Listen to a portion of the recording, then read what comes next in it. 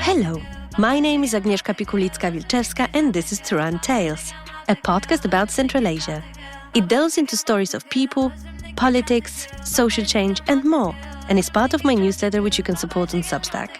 Welcome and be my guest in the journey to Central Asia. Hi listeners, this week I would like to ask you a very big favor. Please fill in a listener's survey about Turan Tales to help us improve. You will find links to the survey in the description of today's episode on Substack and other platforms. For those of you with a Substack account, there is a Substack survey. For those who don't have one, I have created a separate Google form with exactly the same questions. I would really appreciate your feedback. Over the next few weeks, I will also work on a list of benefits for our paid subscribers to give you something extra and thank you for your support. I want to be honest with you. Running Turan Tales is a great pleasure and of course a dream come true, but it is also quite expensive. I work with amazing sound designers, but to maintain the project and especially to grow it, I need at least one more person to help run it. This is one of my key goals and I won't be able to achieve it without your support. The funding we have received for the audio documentaries from the International Press Institute is also slowly coming to an end. So if you have ever considered supporting us, now is the time. You can subscribe to Turan Tales on Substack for just $8 or euro a month or $80 or euro a year. You can also support us on Buy Me a Coffee at buymeacoffee.com/TuranTales, where you can donate any amount or choose from several membership tiers. Alternatively, you can wait to see the additional perks we are planning to introduce. And if you know of any institutions or private donors who might be willing to support us, I'm all ears. Either way, thank you for listening to Turan Tales. It is you, my listeners, who make this project worthwhile. As for this week's episode, we will focus on a fascinating story about cryptocurrencies in Central Asia. Which countries and why have opened up to cryptocurrencies? Why does Kyrgyzstan need its own cryptocurrency? And can the crypto market help develop green energy? Joining us is Hugo Estecahandy, who holds a PhD in Geography and Geopolitics from the French Institute of Geopolitics. He is a researcher with the Geopolitics of the Datasphere project and the coordinator of the Digital Materialities working group at the French National Center for Scientific Research. He focuses on the geopolitics of cryptocurrencies and cryptocurrency mining industries. Welcome to Turan Talks.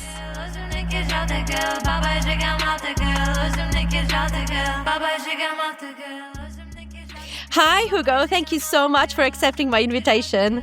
Hello, Agnieszka. Thank you. So today we're meeting to discuss something very exciting, or at least for me, because this is a topic I have absolutely no idea about. But I think that our listeners will be very interested to hear more about this. Basically, in the recent years, Central Asia has begun to open up to cryptocurrencies. So what has been the main reason for this shift? I believe there are two distinct dynamics driving these recent openings and regulations, of course, of the cryptocurrency industry. So the first one is, let's say, a desire to develop financial sectors and new economic spheres to integrate countries into a new emerging global economy by regulating the use and the access of these cryptocurrencies. Countries like Kazakhstan and Kyrgyzstan hope to emerge as regional financial hubs and thereby attracting new economic players and new economic actors. This opening also comes with very strong regulation and significant oversights of cryptocurrencies. It's just about an empty opening. The state, so mainly in Kazakhstan and in Kyrgyzstan, the state wants to control and to maintain substantial control over these new financial flows. And they want to create a stable and controlled environment to like real tax benefits from it. But there is a second dynamic, which is very important in Central Asia and which has acted as an accelerator for this region. It's the explosion of crypto mining, of cryptocurrency mining, especially in Kazakhstan. So what we are calling cryptocurrency mining is this activity that maintains the networks of some of the cryptocurrencies, like Bitcoin, for example, and also enables the production of new cryptocurrencies units, which can be very lucrative in a way.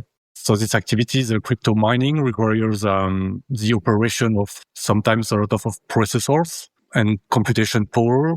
And when it's developed at an industrial scale with very important large-scale cryptocurrency mining farms, it can be very extremely energy-intensive.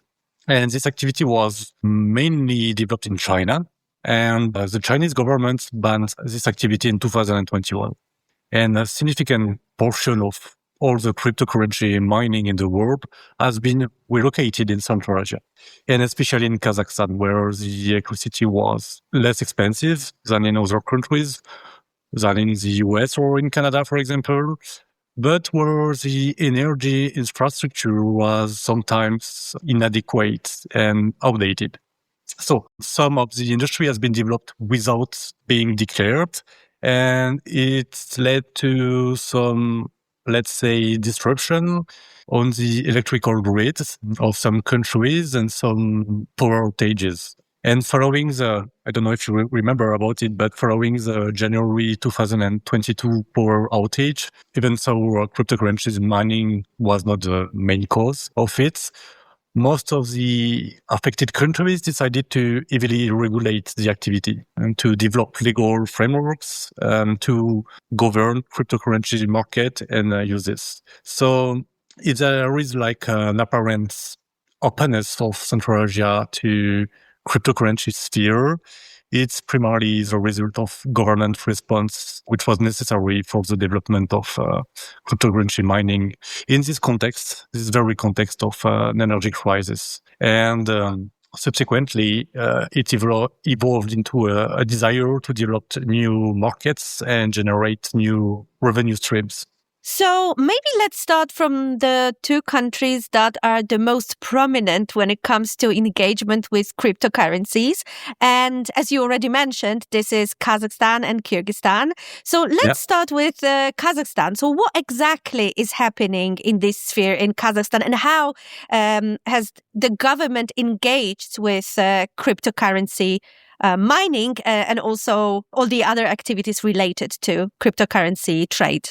Yeah, as you said, Kazakhstan and Kyrgyzstan have the most advanced regulatory frameworks. And in Kazakhstan, cryptocurrencies are legal, but as not legally binding. So you can't use cryptocurrencies legally to buy goods and services within the Kazakhstani territory. But you can buy it and you can trade it if you want. And these activities, so the services you will use to operate your cryptocurrencies, all of them are licensed and housed into the AIFC, which is the Astana International Financial Center, which is working in a kind of regulatory sandbox to make these new regulations evolving. And Kazakhstan is often leveraging these cryptocurrencies to promote, let's say, modern image of the country internationally. As seen with the last year's announcement of the crypto city near Almaty. I don't know if you heard about it. No, tell us more about that. So yeah, it's intended to be another sandbox, kind of sandbox district to, like, for testing cryptocurrency payment for goods and services directly within the country. Is anyone using it, or is it just developing this crypto city? It has been announced, and maybe it's in development. I haven't been to Almaty for 1 year now, so I don't know. I don't know where the project is now, but yeah. It should be on development. Yeah, for sure. There is a very regulated cryptosphere in Kazakhstan.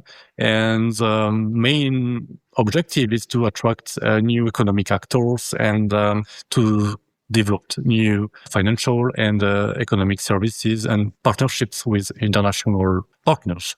And even now, like it has been announced a few days ago, the Kazakhstani central bank, which is supposedly the primary enemy of the cryptocurrencies, because central banks want to protect their own national currency. The National Bank of Kazakhstan announced that it will invest, I guess it was $700 million into cryptocurrency company, which is interesting because it demonstrates clear willingness to consider cryptocurrencies as potential means of international payment, or at least as standard financial instruments. Because from this budget, this $700 million for a part of it has been run from the national gold reserves and from foreign exchange earnings. And for the case of Kyrgyzstan, it's very interesting because before we go to it, I wanted to ask you about crypto mining. Is it also something that has been regulated in Kazakhstan, or is it something that people just do? No, it has been like regulated at the same time in 2023 in April, at the same time with the cryptocurrencies markets. And in Kazakhstan, this cryptocurrency from 2021 was highly developed, was consuming a lot of electricity. And for a few of these projects, it has been developed in a undeclared and, let's say, illegal way, with undeclared electricity consumption. And it has led to some electric grid malfunction. So in the first time after the January 2022 energy shutdown, the government stopped all the crypto mining over the territory. So they used some police interventions to shut down some of the main of the crypto firms. And they created this new regulation, which was very hard to follow for most of the actors from the sphere of the crypto mining. To be quick, if a crypto miner in Kazakhstan wanted to follow the new rules of the new regulation, they had to invest a lot in energy infrastructure and in some control devices for the government. So for the small actors of the crypto mining Kazakhstan sphere, most of them just relocated their activity abroad, or the biggest actors survived in this industry. And the biggest crypto mining company in Kazakhstan kind of absorbed most of the computation power that the other crypto mining actors couldn't make working. So after the implementation of this new law in April 2023, the amount of actors in the cryptocurrency mining in Kazakhstan decreased a lot, very fast. And only the big crypto mining companies, which were already here in Kazakhstan, survived to... Are they somehow related to the government, these companies? No, not really. Officially, it's not directly linked or tied with the Kazakhstan government. What happened when this crypto mining started to be developed in 2017, 18, or 19? It's some of these crypto mining farms have been developed with the direct help of some political actors or economical actors, which were very linked with Nazarbayev, like some businessmen who were owning their own power plants, for example. They were using their very local political and technical power to connect some crypto mining farms to the national grid or their own grid. And it led to undeclared consumption of electricity. And it also weakened the national energy infrastructure in Kazakhstan, which was interesting in 2022, like a few weeks after the power outage. The government shut down a lot of these crypto mining farms, but at the same time, they published the names of some very well-known individuals in Kazakhstan, officially linked to Nazarbayev, and they have been publicly named and shamed as political and economical actors who made this crypto mining boom happen in Kazakhstan, and who directly, more or less, participated to this energy crisis. So yes, the Tokayev administration seemed to have used this supposed role of crypto mining in this energy crisis to target some political enemies linked to Nazarbayev. So the previous administration. Yeah. Okay, and what about Kyrgyzstan? Because I think that this is a very, very interesting example, because Kyrgyzstan has issued its own cryptocurrency that is national and it belongs to a state. So can you tell us a little bit about that? Am I making a mistake, or because I see that you don't agree with that? Okay, so what happened in Kyrgyzstan? What is this cryptocurrency that they have issued? Okay, so now it's important to just clarify a little bit that Kyrgyzstan has not exactly yet launched its national currency. They have pilot projects, but it's supposed to be launched next year in 2027.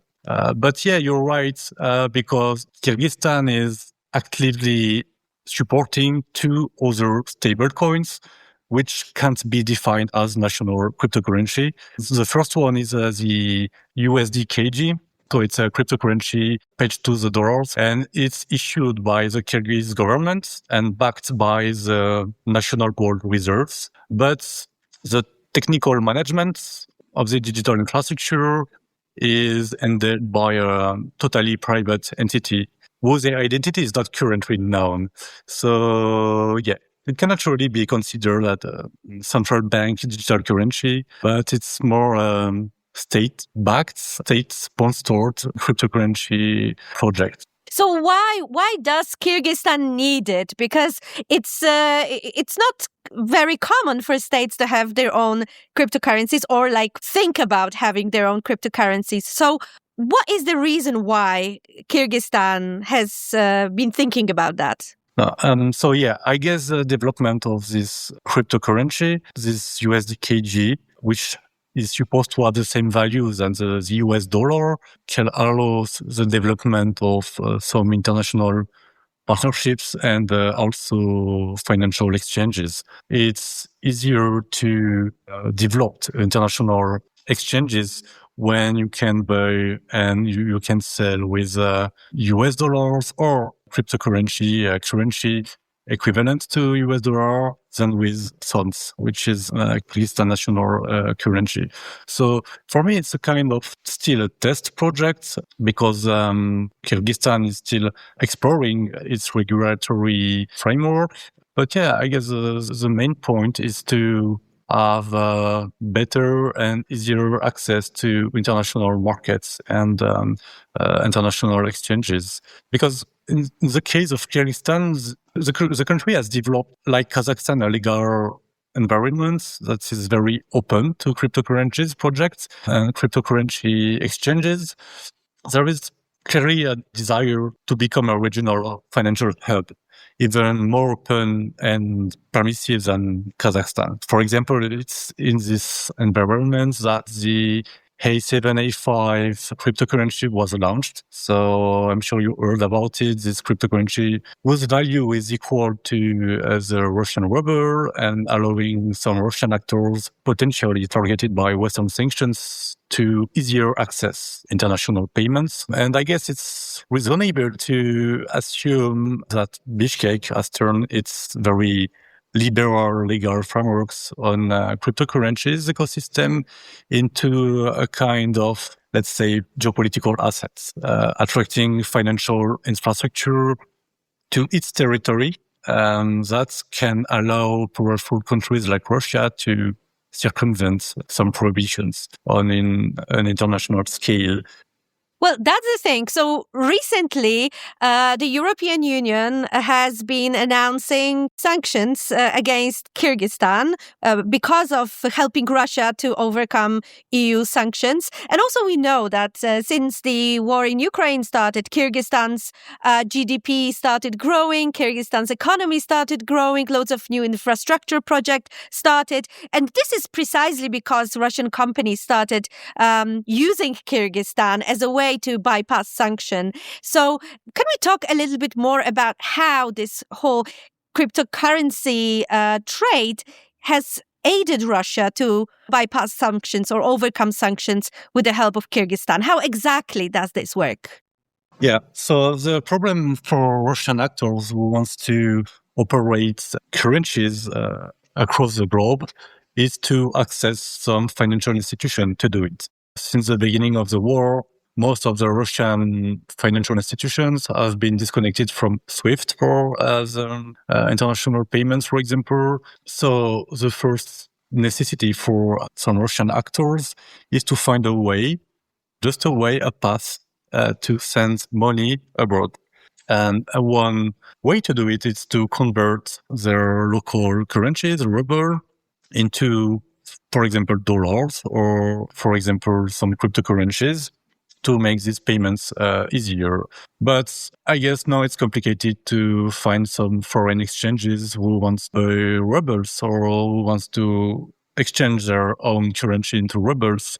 And for the cryptocurrencies topic, it's also complicated because most of the crypto transfers and crypto payments are made through so-called cryptocurrency exchanges. And most of them are very centralized institutions and are following the sanctions against some Russian actors.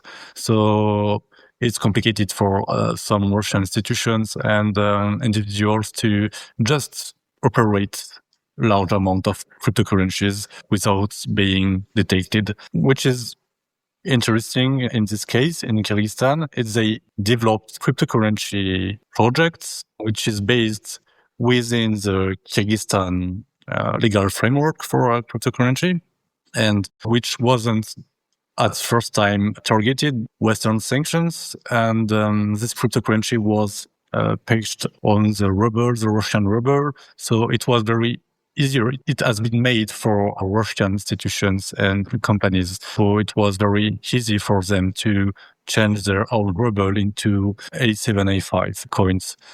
Also through the involvement of Kyrgyzstan banks, like standard banks.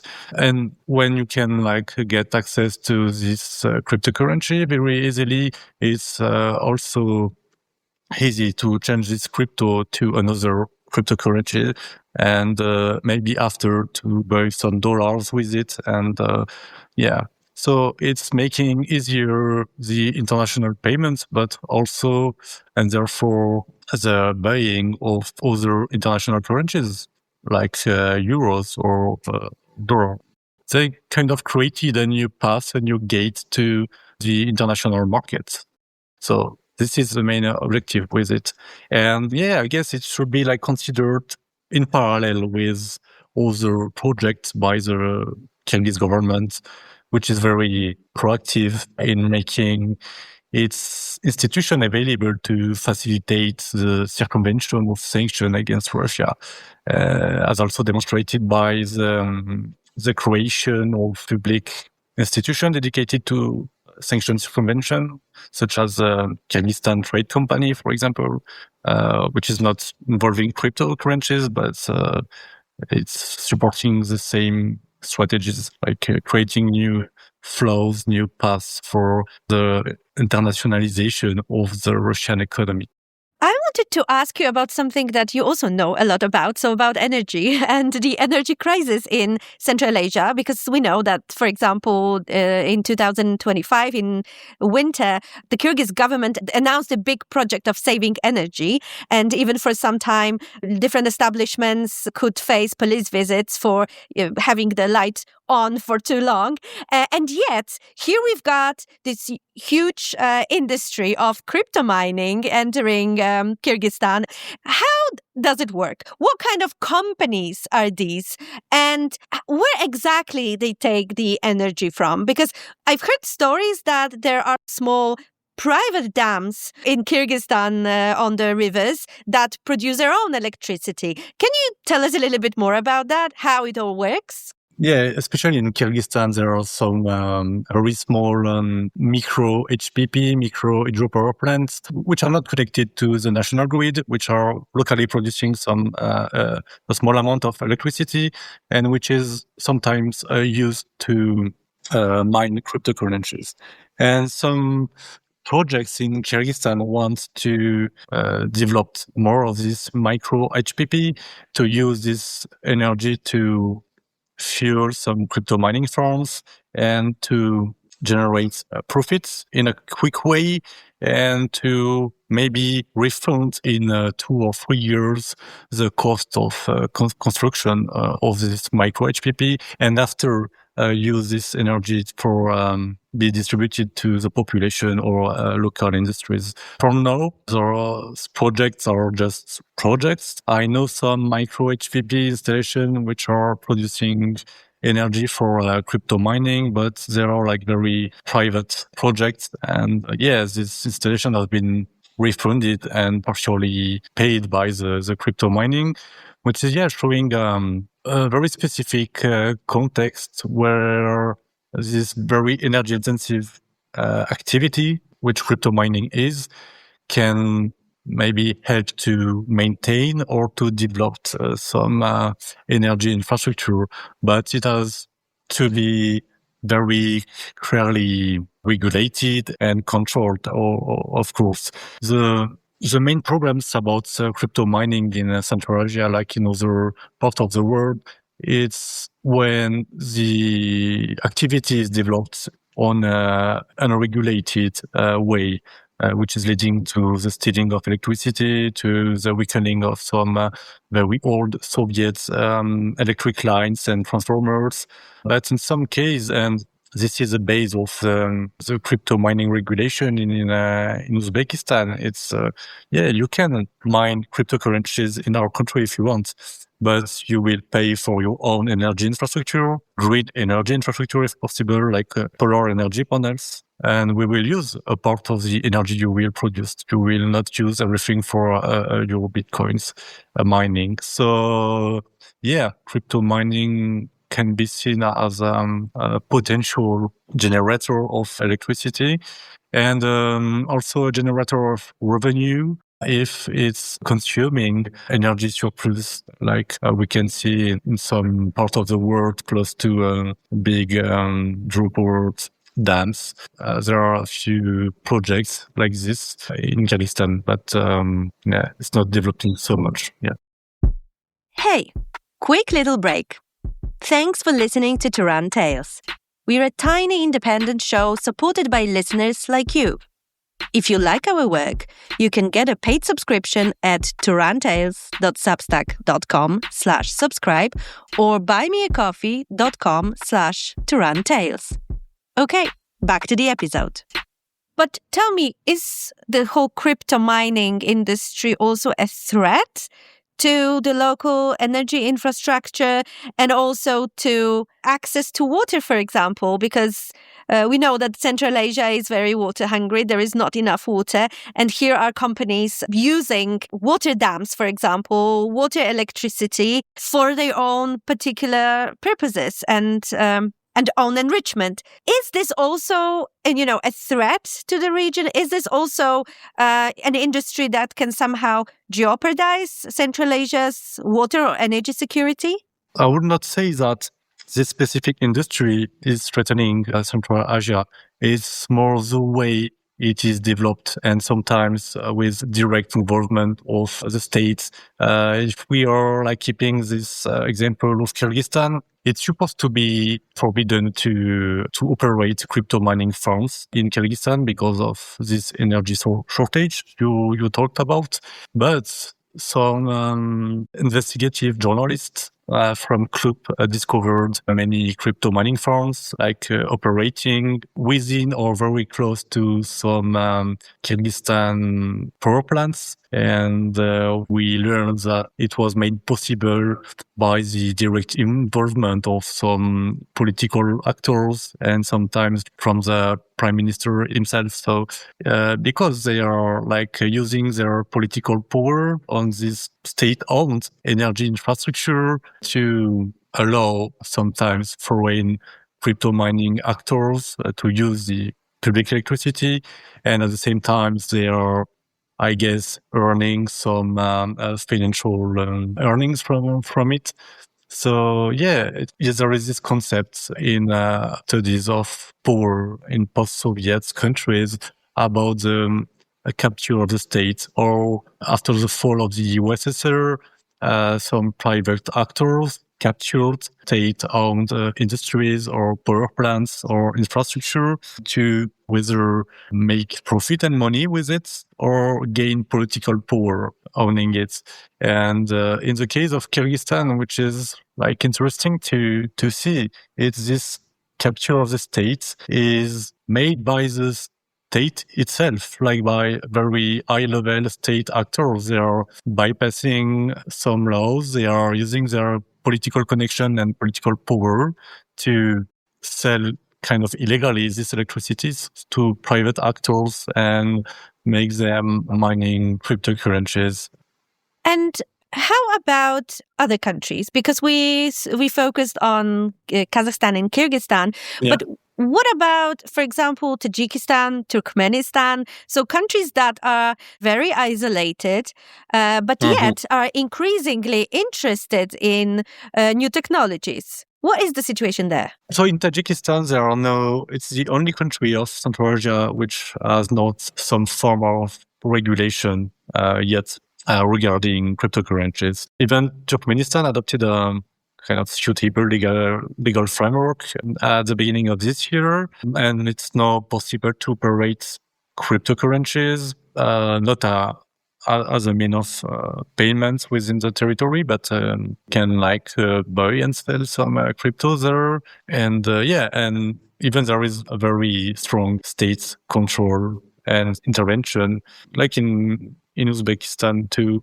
I guess in Uzbekistan, the government also wanted, like in Kazakhstan and Kyrgyzstan, to emerge as an international financial hub using cryptocurrencies. But state control over this sector is way stronger and it's very direct. In Kazakhstan and Kyrgyzstan, if you want to develop or host your own cryptocurrency exchange, you have to negotiate to get a license from the AIFC in Kazakhstan or from the state in Kyrgyzstan. And in Uzbekistan, for example, as far as I know, the only way to operate cryptocurrencies is to going through national control crypto exchanges. So the control over the cryptocurrencies flows is more direct. Yeah. Okay, so can you explain to us what are the potential benefits of Central Asian countries opening up to cryptocurrencies? If we are looking at Kazakhstan, for example, they very quickly emerged as a very well-developed and well-regulated, which is important if you want to attract foreign investment and foreign actors and projects. And even Kyrgyzstan, they really appeared as very quickly adaptable to this new kind of economy.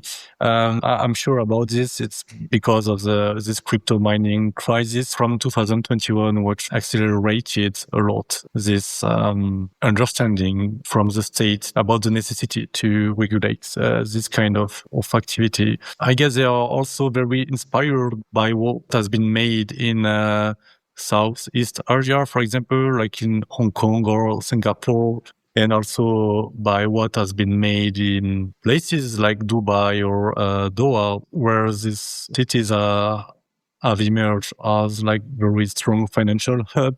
And they want to kind of surf on this kind of new economy and new financial tools and networks to create themselves some very solid and internationally encored financial hub. Okay, so I understand that they can benefit from being part of a financial system, but how does the use of cryptocurrencies itself can benefit Central Asian countries? If we are only talking about the use of cryptocurrencies and the trades of cryptocurrencies, it can open a lot of perspectives about international exchanges and international markets.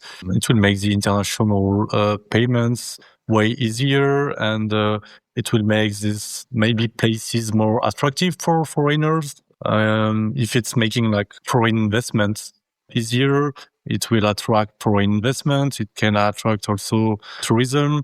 And I guess those countries are saying that the international financial system is evolving, and like the means of payments internationally are also evolving. So yeah, they are just adapting, and very quickly. I think is interesting because you were talking about the cost and benefits of the crypto mining for these countries, while some of them are in a kind of energy crisis most of the year, which is interesting. In Kazakhstan, even if the country regulated a lot crypto mining, and even if a lot of crypto mining farms have been shut down by the government or by police, we could see from this crypto boom period the apparition of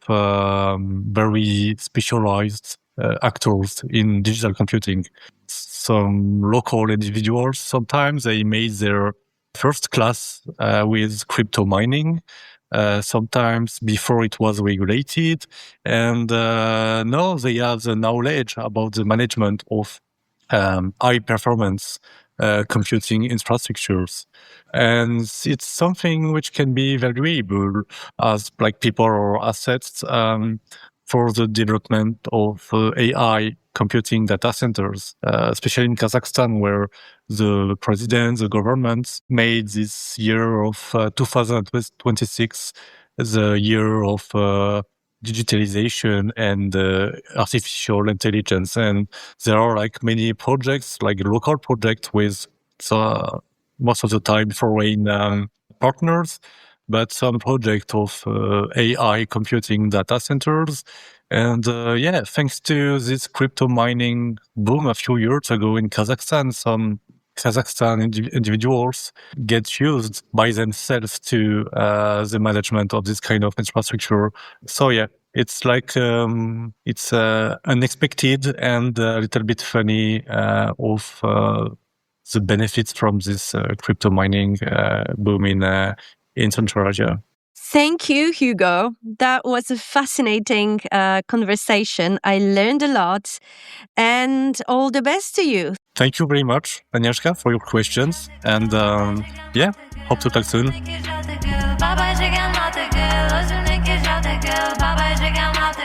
That's it for today. Thank you for listening, and please subscribe to Turan Tales on Substack. I look forward to meeting you there and on my newsletter's social media.